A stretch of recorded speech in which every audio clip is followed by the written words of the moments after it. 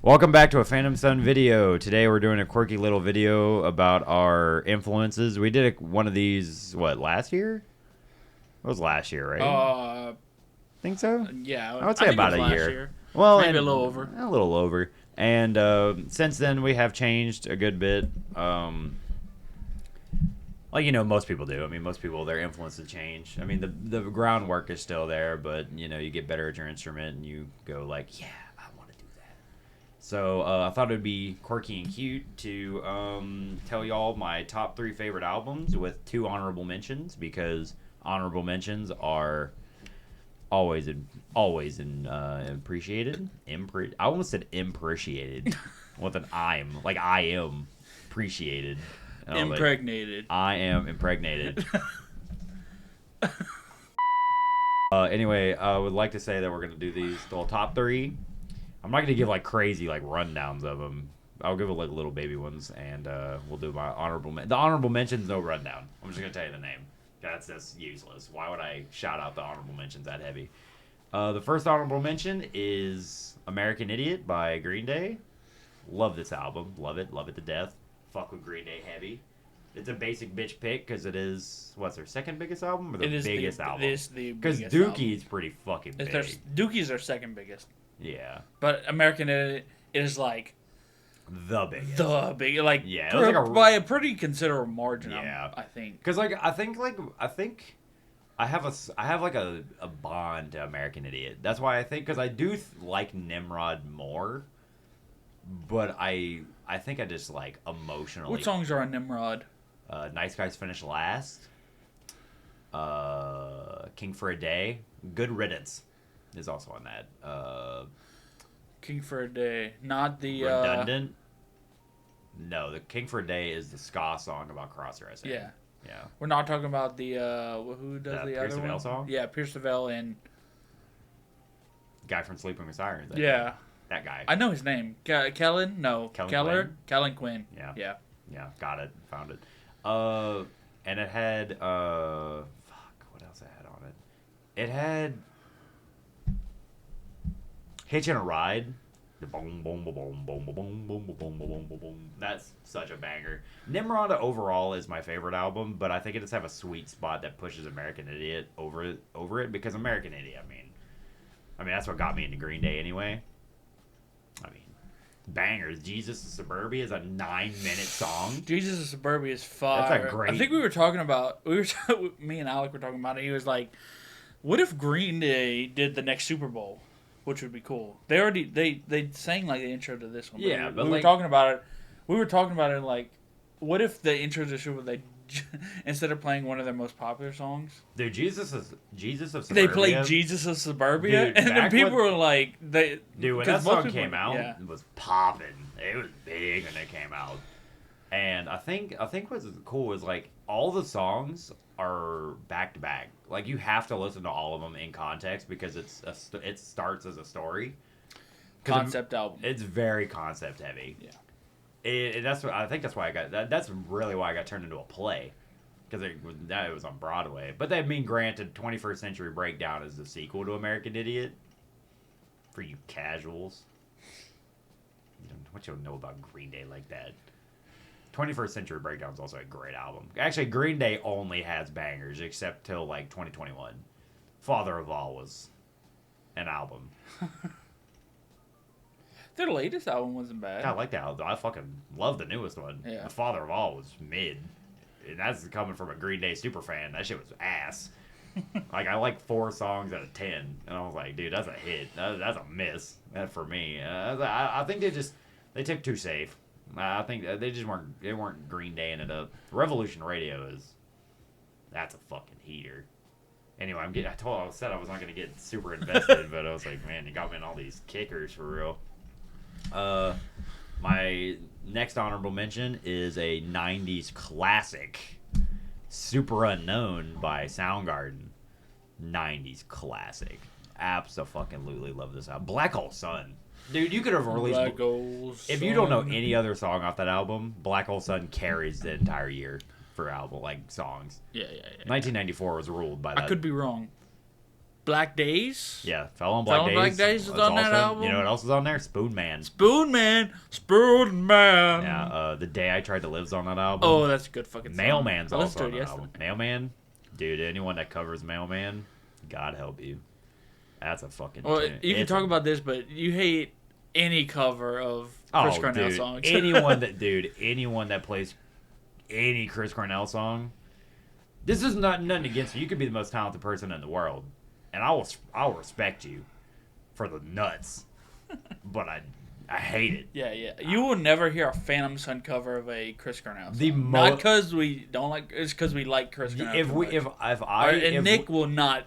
If we do do that. a Soundgarden song, it will be some kind of like positive hopefulness came into my body to even attempt it.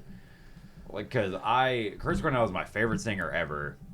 I just like Soundgarden. I just like overall don't like more than the next 3 albums. I love like Soundgarden's my favorite like of the grunge bands. Like me personally, I grew up more on Soundgarden in general, and Black Hole Sun carries that whole album. It's a perfect song. Black Hole Sun may be a perfect song, and when you include and it's like Fresh Tendrils is great. It's weird. No one really talks about it. 4th of July is a fucking God. It is good. Yeah, that's a fucking underrated slammer. And it's like Super Unknown is really when Soundgarden became Soundgarden because Yeah, they started doing weird, they got weird guitar weird, stuff. real weird, and they were always themselves. Yeah. Which I do. That's why I respect them so much more than a lot of people. They were always themselves, and they never like catered to a radio sound. I'm a Hero on that album? No, he was out before Bad Motorfinger. Oh, he's out before their first Yeah. studio album. Their first studio album was Louder Than Love. Oh, that's in the true. 80s. Yeah. But he was on the first album and then the Sub Pop albums, and then they got signed to a big label, and Bad Motorfinger was the first massive Major label song, label album, yeah. first major label album, and they were already almost in their 30s. Like they were older. They got signed to Sub Pop in the mid 80s, and they were almost 33 when Super Unknown came out. Like they were like older than because the normal age for bands popping off, especially in the 90s, is 24 to 28 range, and they were pushing that, right? They were pushing it because he was, I think, in his 60s almost. He was in his late 50s when he died. Who? Chris Cornell. He was in the late 50s. Yeah. And he died in 2017. He would have been almost 70 now. He'd have been in the 60s. Man, damn, that boy was kind of old. Dude, voice of an angel. His first album, you could tell he wasn't confident in singing, though. You could tell. Oh, he was drumming, wasn't he? Mm-mm. Oh, When they got signed to Sub Pop, he was singing. Oh, yeah. He would know, like, original incarnation, he was drumming. And singing at the same time. Yeah, and he just couldn't do it. Like, not saying he couldn't do it, but you can't. That dude, you're holding, dude. You can't put no limits on that man. Yeah. That's just an injustice. Especially singing like that style of music. He didn't even sing like that yet. That's what's crazy. He changed how he sang, because if you listen to Loud Love and all that, I mean, it was good. I mean, it was better than most people, but like you could just tell he wasn't like Chris Cornell yet. Bad Motorfinger. Oh my God, the shift. I know they say men's voices start to peak at 25, and God did it. God damn, it was great. Rusty Cage and all that's so good. And Super Unknown, great. I had to give them the same love because I talked about American Idiot for 10 minutes. I'm not even that. I mean, it's not that long, but quick little blurbs. The next album that I would like to talk about is Like Clockwork by Queens of the Stone Age. It is a semi-hot take for a favorite Queens of the Stone Age album. Yeah. Because Song for the Dead, that's a perfect album. It's perfect. It is. It's a perfect album. It's not called that, though. Song for the Dead? Song for the Deaf? Song for the Deaf, my bad. Great concept album, too. I could be wrong. I know Songs of the Deaf was recorded there, but I think the one you're talking about was also recorded at Rancho de la Luna. Don't think so. It might not I be. don't think so. I thought their first. Which album is that? What? In The their third one? lineup. That's their third album. What one? The one you're talking The one about. I'm talking about? Yeah. No, that shit came out in 2013. Oh no, then no. I know their first 2 or 3 albums were recorded. Yeah, there. because they did Queens of the Stone Age, and then they got signed, Yeah. and then redid Queens of the Stone Age, but kept both. But they're the same album, 2 different album covers. And then they did Rated R, and then they did Song for the Dead. Yeah. Also, Heaters. Sad. I'm kind of glad they went a little bit more poppy, which is saying something with Song for the Deaf. They did go poppier compared to their other ones. They're super catchy. Yeah. They're also on paper. Queens of the Stone Age shouldn't be that big. They're so fucking weird. They have some weird shit. Like Clockwork though. Not skill wise, because skill wise they're like top tier. No, they're I'm just the weirdness of. The oh music no, they they're put out. so musician. Like they're like so fucking talented. Like Queens of the Stone Age, I am terrified for the band ever getting to the point where we could even play with Queens of the Stone Age. I am terrified because no one looks good. They're the best. They are by far the best '90s band live, like live wise. Well, late '90s, 2000s. They're easily the best live. Josh Homme's just that's a force. I mean, you can't even. I mean, like it's intimidating to even watch them on YouTube. It's like goddamn. And the drummers they have is. And they've only had good drummers. And Every Troy, drummer they've ever had was like. Alfredo top is tier. good. Joey was good. Dave Grohl. Yeah. Fuck the guy they have now. I forgot his name. They're all good drummers. The lead guitar player is great. I do prefer the new bass player to Nick, though. I do have to say. The one that they got after Songs for the Deaf. Uh-huh. I do prefer him.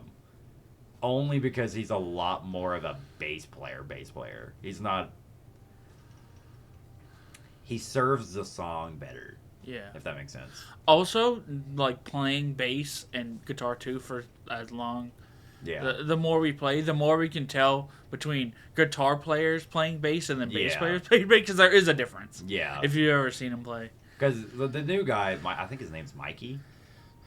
I think so. I don't know. I think so. I think it's Mikey. But if I'm wrong, then I apologize. But he's he did Burn the Witch and all that, and he just writes good bass. Like he just writes like the bass in the other albums were good, but it was mostly Josh Homme doing them, and Yeah. Nick just did them.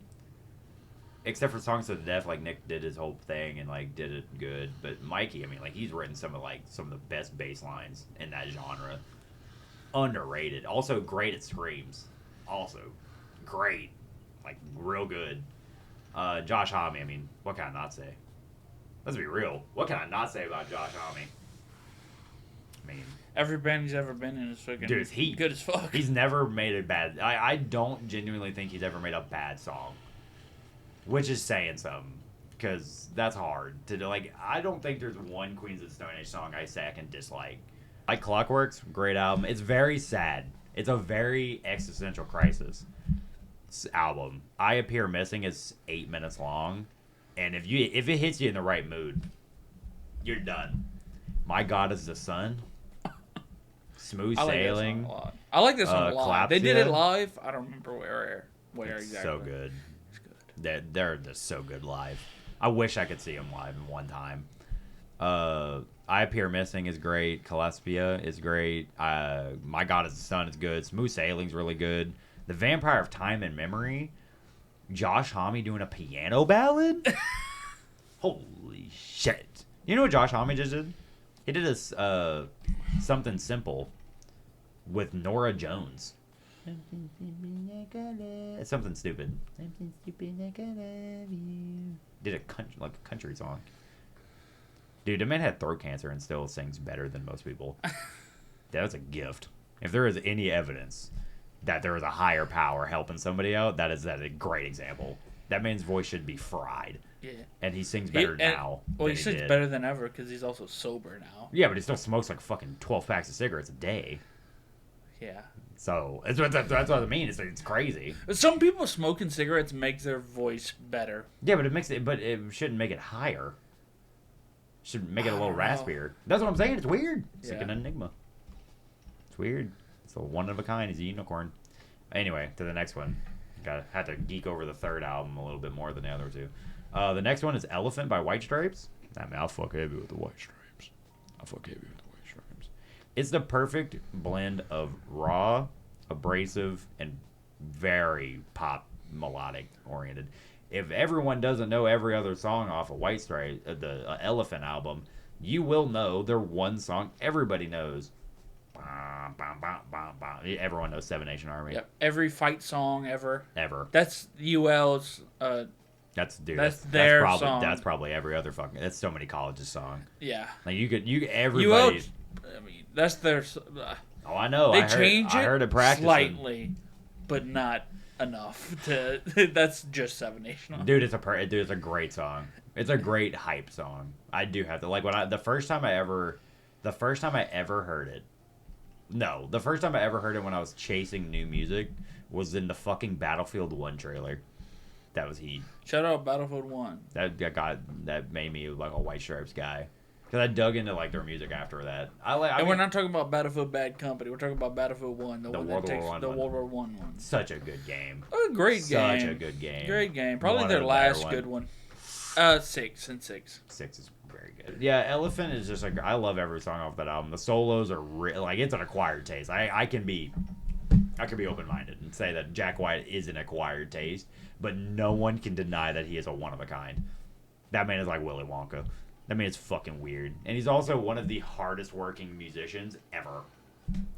Like he's built an empire, from making couches to upwards of 60 million, 70 million net worth. Which is, he owns a label, owns an upholstery place, owns like 5 shops, owns a vinyl factory, all of the Third Man stuff, like album wise. He owns part of the rights to Prince's vault. Well, no, not the rights. He doesn't own the rights, but he has access to the vault, which is crazy. And I don't know, it's like Jack White's just a guy. And Meg White, underrated drummer. Underappreciated. Not underrated, underappreciated. She did everything she needed to. I think Meg White did everything she needed to as a drummer. It's an acquired taste, though. And they also did it with 2 people. They didn't have a bass player, like, at all.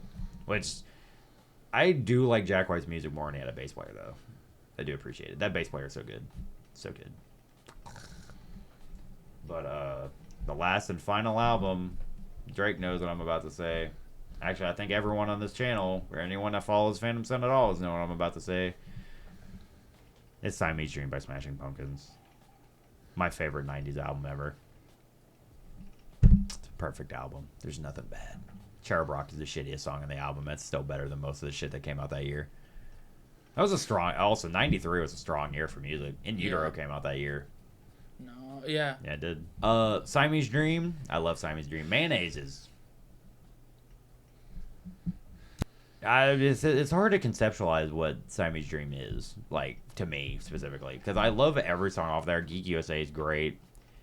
Also, it's a beautiful album if you love transitions. Like, oh my god. How can you go from super deafening to maybe the prettiest shit you could have ever heard in that genre? You go from beat the shit out of you to, like, heavenly. Soma, also beautiful song. Super slow until the middle. And then it's just not. And it's just, oh my god, it's so good. Today is like a great pick. I mean, it's very simple. This is their easiest song off that album, I think. To play, anyway.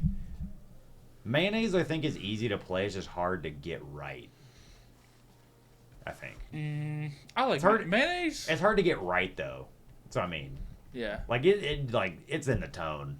Like, if your tone's ass, don't play the song. That's all Smashing Pumpkins. Oh, yeah, it's all in the tone. But, like, I mean, you know what I mean.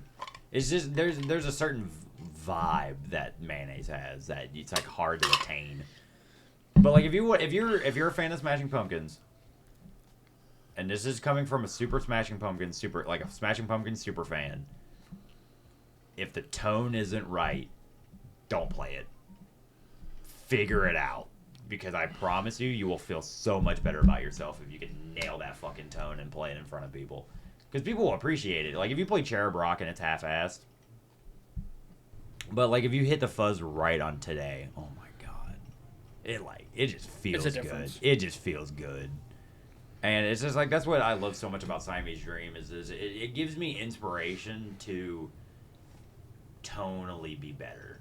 Like it just makes you know that your tone is shit. Yeah. Like if you're not And hit, tone wise, you can have the most expensive stuff oh dude, and everything, but you could be still it's just not the same. Because that song, at least mayonnaise was broken. was instrument. played on like a $125 Squire guitar Yeah, where the dog. pickups weren't put in right or broken, and every time he he took his hands off the string, it would make the highest pitch noise. I'm gonna put the video up that you could ever hear, and that's And there's the also- whole sound of And Mayonnaise. like his amp, He wrote a whole song around that sound, which yeah, is which is cool. and also big muffs weren't super expensive then either. You could find a big muff. Well, in a big fucking- big muffs aren't that expensive. Well, the big muffs that they had are now expensive. Well, yeah, anything like No, like original. I meant like the big muffs, like the big block ones. Those are the expensive big now. fuckers that you can't Yeah. even put on a goddamn pedal board. Yeah, the ones that you know, like if you want that sound, you have to just dedicate. Yeah, it's like that's the pedal. I Yeah, have. and it's like I'm not talking about like the op amp ones, like the one I have, which is the Billy Corgan design pedal thing, and they have like rams. I mean, there's a lot of fun. There's a lot of big muffs now. They're so fucking. I have a big muff But pie like on my the stuff. big silver one is like $150 upward, like little maybe give or take. For a But- pedal, that's actually not that bad either. yeah, but like for a pedal that you need to like for a fuzz pedal when you can get the same thing for $60 cheaper is what I mean.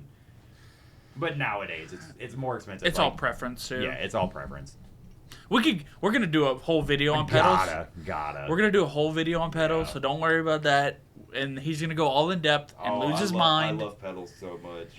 I love gear, but I know exactly what gear I want, which is different. Know your fucking lane. Do not overspend. You do not need a $3,000 PRS. This is a Phantom Sun staple right here. Cheap is better. Good cheap, not bad cheap. Not Well bad made cheap is always Like I gonna use a be- Squire Jazzmaster that's completely stock, and it's one of the best guitars I've ever played. And my Fender Jag is fucking used. As long as you're aware of what you want to put in it, you can make anything sound good. Yeah. The player is better than the instrument. That is anybody. Like if Zach Wild can play on a Hello Kitty guitar and make it sound better than most people, then it's not the instrument's problem. It's the person. And that's the number one lesson of the day's video. Practice. Yep, a scary word. No one likes practicing. It sucks. You feel like you suck at all times. You try to learn a song on the internet and you miss every note. Crushes you for real. But anyway, this has been Nick's influence video. It turned more into an influence video and a TED Talk about influences than it was an album video. But it was both. It was productive. Thank you, and I appreciate it. We hope you follow the band on more, and we're going to do more gear videos and stuff like that. We're going to bring my guitar up here, and Drake's going to bring his bass and all that, blah, blah, blah, blah, blah. But anyway, follow us on all our social medias, and keep up with our new songs, and keep up for our tour announcement that's coming soon.